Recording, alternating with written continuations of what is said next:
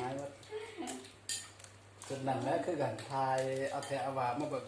บ่ได้อาบน้ำพักจนเมื่อยบ่ได้อัดบ่ได้จะมาพักเพิ่น โดย คัดอันเปล่าก็เป็นหมด นี่ก็มวนมาเอาปังให้ผม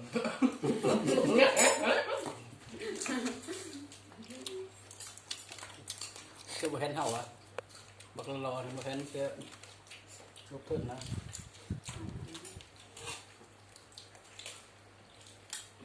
เข้าอ่ะ ใครกินคำใหญ่กินไรเห็นมัดในกล่องนะ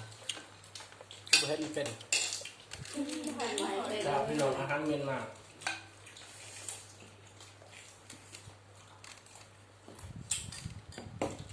กุมารต้องให้หัน อากาศจังเป็นโอกาสสีดังนี่มันยากเลย ไปเอกในเอกกุมารต้องก็ถ้ามีต่อไปง่ายตึ้งก็เลยมันรัดนี่เขากุมารไงกุมารกุมาเล่มาลำเดือด ดูขึ้นหนาเต่าเลยครับว่า โอ้ยแพะเกินสำอาง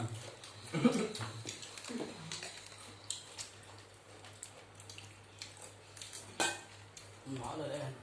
อารมณ์กลุ่มเกี่ยวก็เสริญห้องเด้อ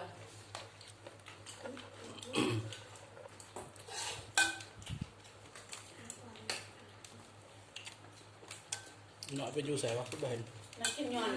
ดีเดี๋ยวนะผมมีดีเดี๋ยวนะ ก้อนจืดเราเห็นที่แผ่นนะเราไม่ใช่ที่หอยกระมง เสียเมื่อทันไหนแต่ซองออกแต่กล่องแล้วที่เขา โด ก็ออกก่อน น เป็นมาก็ได้ โดน เป็นเมียเป็นย่าก็ออกตามหลังให้กุมารเขาออกโซ่กัน เอกมาไว้กับมือ ใส่นั่งเองก็ร้านกุมงนะเงินร้านค่าต่อ500,000กุมาร300,000พอเป็นย่า400,000เสือไก่เด้อพี่น้องเด้อไก่จีนนี่ไก่ดาว ถูกได้จริง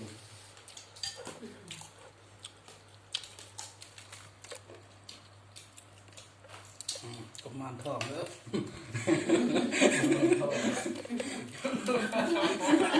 กุมารทองด้วยดำเด้อวะ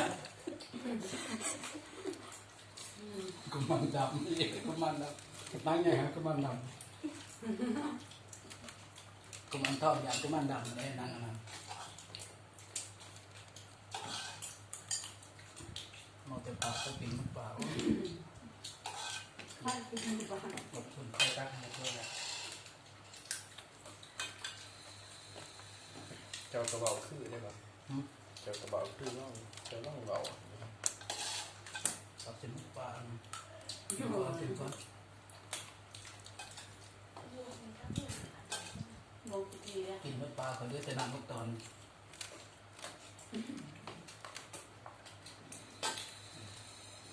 เขาสู้กี่แบบอย่างเนาะต้องใช้มือ เขาดูร้านมือนะ ใช้เชือก มือได้เข้าให้ผมนะ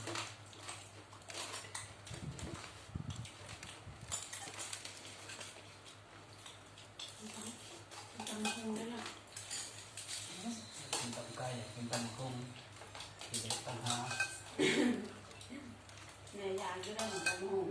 เล็กแม่งก็มีก็เห็นอยู่ ตำห้องเสิร์ฟ อยู่ในก๊อกมัน ตำคงนายบอก ในรถ3 กล่องแขนเลย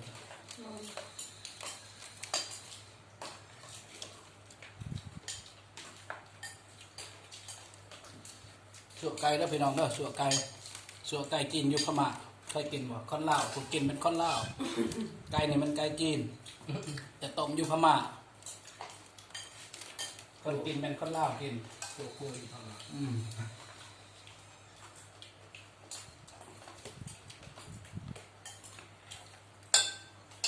บืนตัวนึง2โล คนใหญ่ เขายังเคยนั่งอยู่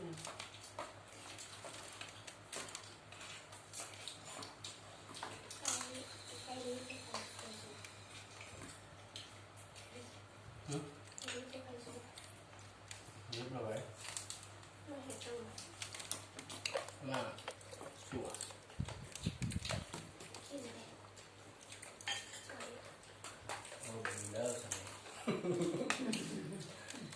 ทั้งโดดไปแล้วก็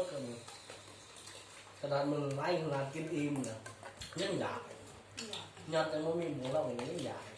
กินน้ำเราก็ยังอยากขึ้น แซ่บเลยมาแซ่บหันกินเขาวเจะระเทือกินไก่เสมัดเขาดีใจนะใจกันมัดปากคอยก็จะต้มมือแน่แม่ที่บางที่ตักเลยมันกินสิบหมดสิบปลาถิ่นไปยันว่าเขาบอกให้โอ้ยตักไปกินหมดพยายามอดกินคอยกิน ตักไปละน้อยละน้อย กับเทือซ้ำกะว่าอิ่มซ้ำกินนักเทือนะแต่บ้านมันหมดแสนกินจังไรก็บ่หมดนั่นเนาะ กินน้ำใส่กินน้ำใส่ก็บอกเจ้า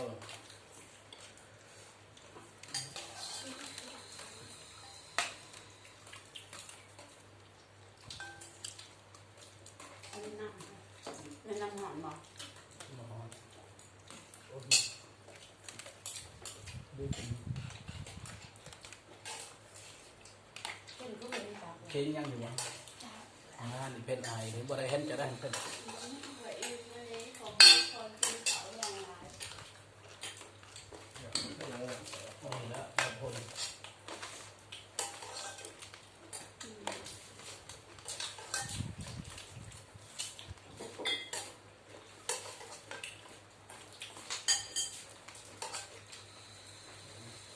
มันเดิมมันรออย่างโน่ฟังมาเค้งยังอยู่ว่าเค้ง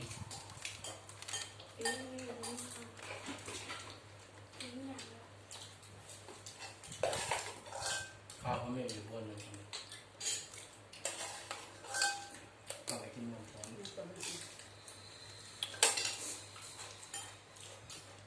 ที่อะไรที่เราที่เย็นจะข้าวถิ่นข้าวนะ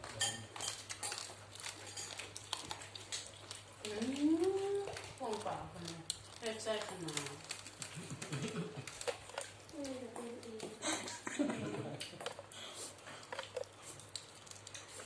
ก็ติดก่อนแล้วเขาอยากว่าก็กินอันนี้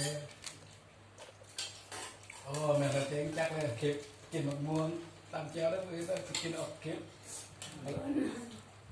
โอ้เขาอยากเลยกินสอง ปัจจุบันจะได้เงินกินมึงงวยแต่ว่า หมูมาใหม่ละลาย คนอีสานเป็นหมอลำค่ะคนไทยอ่ะไทยอีสาน อีสานภาษี ได้เงินกินชมงวยครับ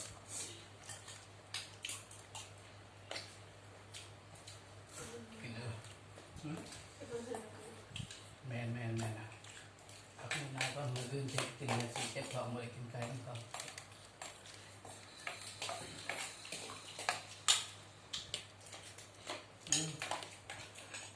เอาอีกแล้วไม่ต้องเกินใจนะ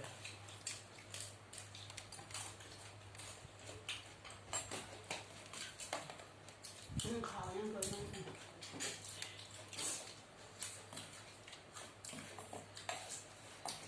เห็นกินหน่อย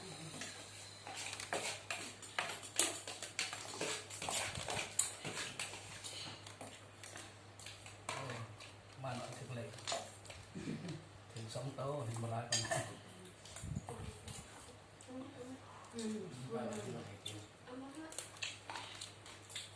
นี่เขาเนี่ย บ้าง มันจะบอกอ๋อ ตักสั่ง ใช่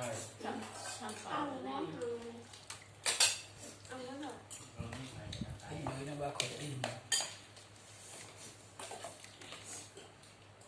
ที่นั่นว่าจะเขาไม่ใช่ แต่ตอนนี้น้ำใจ ไม่ได้หนัก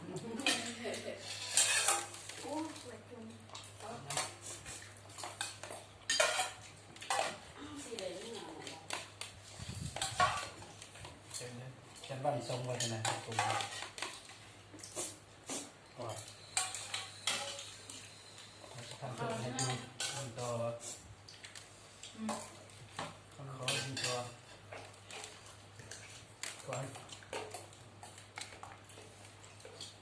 เพราะว่าต้องเรียนเรียนเขาปกติตามเรียน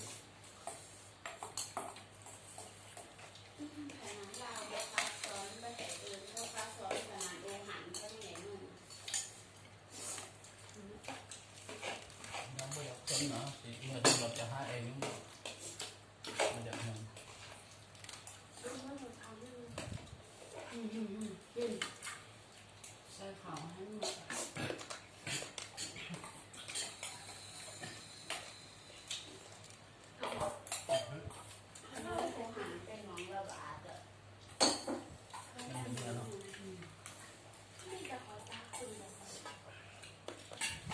เป็นอยู่หูหันกับหัวเส้นสีตอนเป็นรวม เพื่อ กิน งูหันเมื่อวะ โอ้เรานำขา มุกซักกินเหมือนกัน ยังกูบอกงูหันมา เมื่อไหร่ป้านี่ เมื่อไหร่ไม่ ซั ใช่ กเจ็ด ได้กับเขาเอง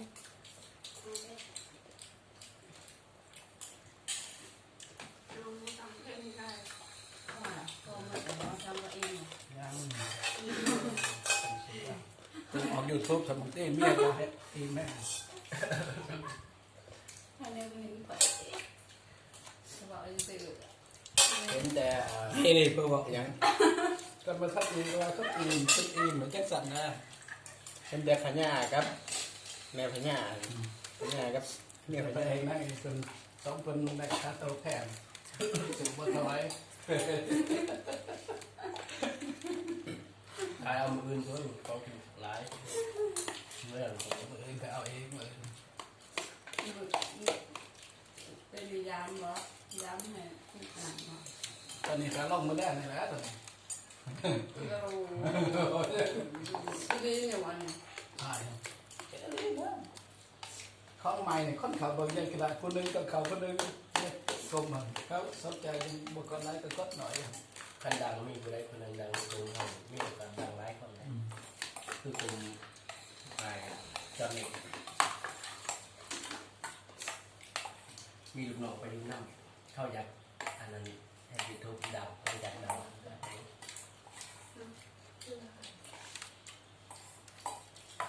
เขาที่เขาเนี่ยมัน เรื่องในสิบเก้าหน่อยไปจีบสาวพ่อทายลงคลิปดังมันสกอตติดคำดังเนี่ยเพื่อนดูดีว่าได้เพื่อนดูสาวพ่อนะ F4 มั้ย ทีแล้วก็ ตะกี้เห็นขึ้นบ่าวดูเจ้าของก็เจอหวาน มาจากสาวพ่อนะจะต้องปวดเด้อ คุณใช้ยูเวียงบ่คุณ สมองเลย พอไปร้านใช่ไหม แล้วเป็นใจสาวจ้ะมันก็ เขาเอามาห้องเพลงไงเขาตีเขาเสียดนตรีเขาพัวอยู่ทางหลังอ๋อโอเคเพิ่นบ่ซั่นเขาพัวอยู่ โอ้ยพี่น้องเอ้ยขึ้นหอดบาทเนี่ยคนดังแท้ เขียวแสบ เมียขญ่าระหับได้ขึ้นเลย นั่งเองเลยน้ำเย็นหรือว่าเป็นอามาเราต้มไปรุ่นเดิมเลยบามีต้มเท่จริงต้มเกลือเต็มเลยเขาตื่นน้อยเดียวเลยต้มใหม่ เย็นเนาะ ก็ไม่ได้ใส่ จริงๆของเอาไป รู้เข้าเลยนะ เอามาต้มเต็มพอแล้ว ได้ หอมนะก็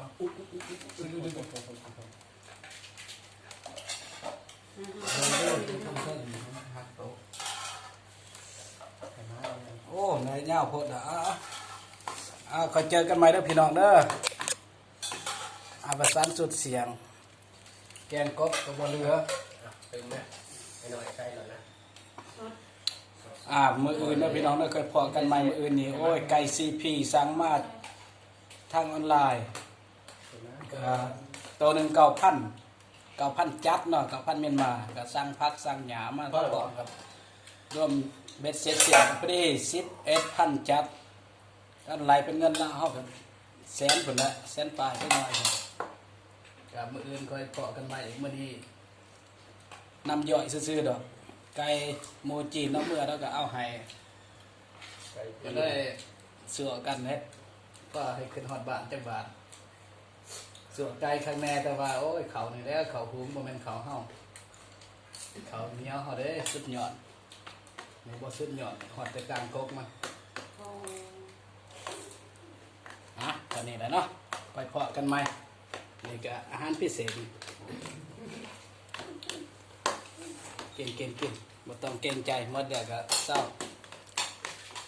see you tomorrow โอ้สีดายมันไม่เขาจะมีไปกิน